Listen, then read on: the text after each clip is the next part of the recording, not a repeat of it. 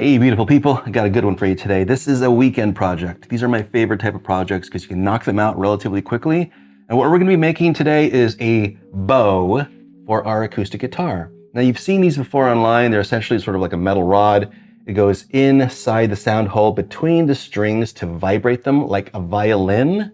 But instead of going across the strings this way, it goes this way, perpendicular on the Z-axis inside the hole. Now, it's basically a bow made with horsehair. Costs around 50 bucks, but I think we can make one ourselves. So let's give it a shot. So I think the best material to use for this project is aluminum. It's lightweight and it's very rigid. Wood would be a second choice because it's also extremely rigid and you can get quite thin with it. But I want to make this a project that anybody can do. We're going to 3D print this. We're going to use just basically a standard 3D print. We're going to model everything and then we're going to see if it works. This was my first iteration and it failed. I added these cutouts in the center and I thought it looked cool, but it's not rigid enough. Plus, since this was a test, I only added 15% infill and it bent, so fail. Next version did not have the cutouts and it actually looks pretty cool. So it does taper. So it's got a taper that starts up pretty thick and then goes down. So now that I have the basic design knocked out, the taper, the geometry, I need to work out the precise dimensions because whatever we wrap around this tool, the horsehair, for example, it needs to not only vibrate the string, but vibrate two strings at the same time as it actually progresses to a thicker portion up here. So I want to be able to vibrate one string here, but when I get to about right there, I want to be able to vibrate two strings at the same time. So this is going to take some measurements, so I'm going to do a couple more iterations. So this is the final design that I landed on after many iterations. You'll notice that it is not terribly complex. It is simply just a tool. But what is important about this is the top and the bottom. So notice that the top is quite thicker than the center. It tapers down. And then we have this cylindrical section here that is also much wider than the actual shaft of the tool. These blue lines represent the actual horsehair that'll be wrapped around, and you'll notice that they extend further out than the edge of the tool. That way, the edge of the tool never touches the guitar string, only the horsehair does. And the same thing from this profile. So notice this profile, there's a huge gap here. And this means that this tool will never touch the guitar string, only the horsehair will. So you want to have this air in here. And in order to achieve that sort of gap, you need to have a thicker top and a thicker bottom in order to achieve that with this, of course, like sloped angle here. So I'm really pushing the rigidity of PLA. I'm printing in PLA. I would definitely suggest you print something stronger. So I incorporated this cylindrical section here so that it would be able to wrap the horsehair around, or the mock horsehair that we use. And then we have these sort of bookends here that are much, much, much bigger than the cylinder. And that is so the horsehair, as it's wrapping around, never escapes the cylinder. It's kind of stuck there. Okay, let's get to it. Let's print this out and then let's start wrapping it in our thread. So I found our horsehair alternative that we'll be using on our acoustic guitar bow. So typically violin bows use horsehair, and horsehair is roughly around 0.05 millimeters to 0.1 millimeters per strand. And it's fairly stiff and it's low stretch. This is nylon monofilament invisible thread.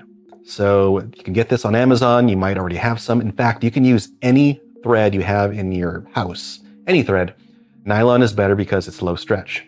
So this diameter is actually, I think this is like 0.1 millimeters. So it's identical in diameter to horsehair. So this costs nothing, it's just thread. But if you had just normal cotton thread, you could use that. If you had yarn, if you had fishing line, you could use fishing line. The thickness doesn't matter. I think as long as it can hold the rosin, that's all that really counts. So the concept is pretty simple. You just take this invisible thread, which literally is invisible. Like, it's hard to see. You're going to need a lot of light and magnification. Make a knot through the hole, and then we're going to wrap it all the way around, all the way around. Now, we don't have to match a violin bow and put the exact amount of strands on here. I'm just going to wrap and wrap and wrap and wrap until I don't see the actual 3D printed material anymore, until I just see string. So I've had this rosin for a while. I bought this. It's the Dario. It's for violin, viola, and cello. and it sucks. Like, this is the worst stuff because it's stiff. And I've actually scratched it a bit to get some dust, and I've rubbed my violin bows on here, and I could never really get it to do anything. It's like hard material, so nothing comes off. And I tried heating it up, and heating it up works, but this is just, it's the worst. I would not recommend this rosin. You will need a rosin for this to work. But I don't recommend this D'Addario stuff. You're gonna have to find something better. I'll put a link to this, but this sucks. I did find something that does work. Check this out. So I made a video about this pen a long time ago. This is a rosin flux pen. It's for soldering. So there's a marker tip, and you can shake this up. There's rosin flux in there, and you just kind of like draw it on. And because it's in a liquid state, I assume there's some kind of solvent in here. Yeah, there's some ethanol in here. So basically it's this plus ethanol, which makes it into a liquid, and then the solvent just burns off in the atmosphere, and then you're left with rosin. This worked really well on the bow. Now you can overdo it because this thing just leaks rosin.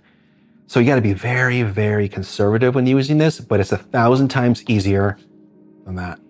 So this is with the modified design, and you can see when you look at the monofilament thread, you don't see any of the PLA underneath it, so it's all thread. It looks so cool. So notice there's like a gap of air between the actual thread and the tool.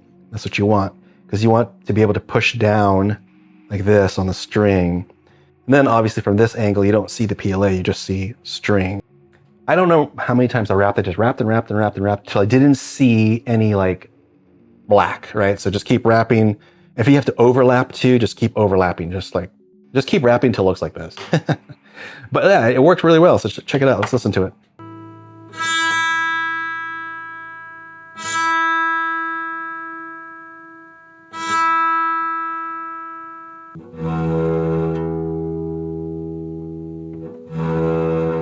Now we'll do 2 strings.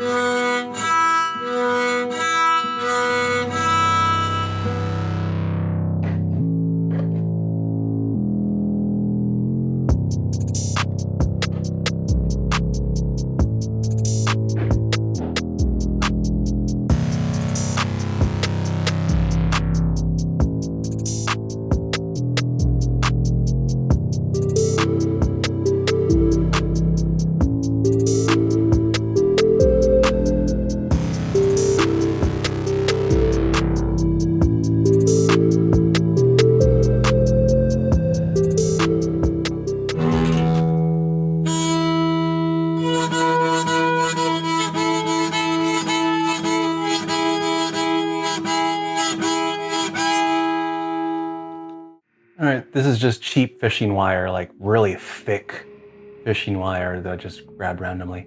Any string that can hold rosin will work, anything. Literally go get your crocheted scarf and take it apart and use the yarn and put rosin on it, it's gonna work. In fact, check this out. So this is just, fishing wire, check this out. So when I was 3D printing the tool, it's laying down some supports, and this is the first like single layer of bed of supports before it starts building the supports here and it builds the tool on top. But look at this, these are like individual strands of actual 3D print. You could probably even 3D print the actual horsehair. I mean, check this out.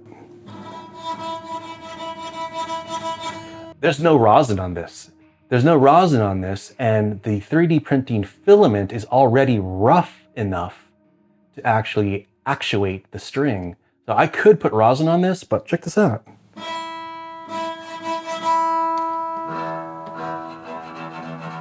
I mean, someone more clever than me can figure out a way to 3D print the whole thing. Like 3D print the actual strands and wrap this around somehow. I don't know. I mean, I'm giving you ideas, but the ideas are there. So many possibilities just with 3D printing.